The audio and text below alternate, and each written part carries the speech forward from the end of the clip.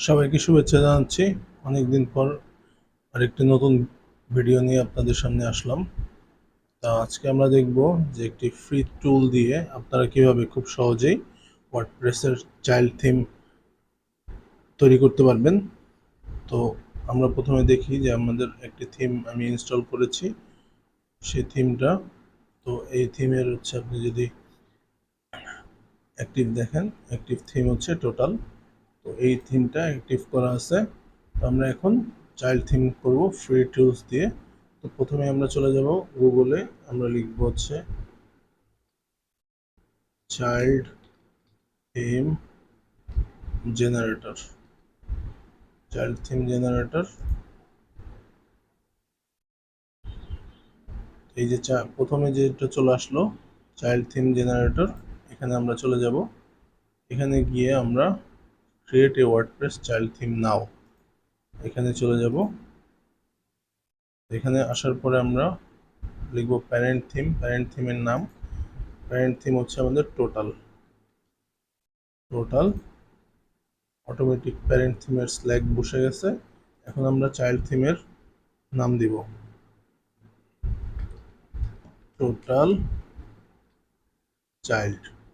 Automatic আমাদের slug কিন্তু বসে গেছে। এখন আমরা ইমেল অ্যাড্রেস দিব। আমার ইমেল অ্যাড্রেস দিতে পারি, অথর নেম দিতে পারি।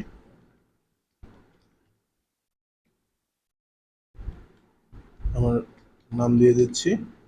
এবার যদি আমি ক্রিয়েট চাইল্ড থিম দিই, দেখুন যে চাইল্ড থিম অলরেডি ক্রিয়েট হয়ে গেছে। এখন আমরা ডাউনলোড করে নিব চাইল্ড থিমটা। ডাউনলোড করে নিছি।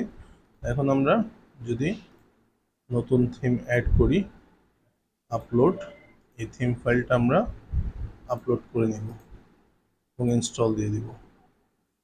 ইনস্টল দিয়ে দিলাম এবং অ্যাক্টিভ দিয়ে দিলাম। অ্যাক্টিভ দিয়ে দিলাম। দেখুন যে আমাদের চাইল্ড থিম কিন্তু অ্যাক্টিভ হয়ে গেছে। এখন যদি আমি এটা রিলোড দিই,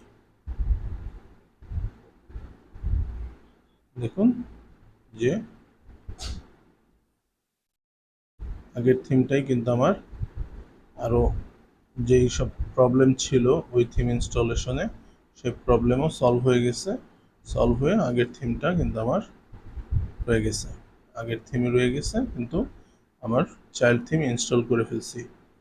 তো এইভাবে খুব সহজেই আপনি চাইল্ড থিম ইনস্টল করতে পারবেন, ক্রিয়েট করতে পারবেন এবং ইনস্টল করতে পারবেন।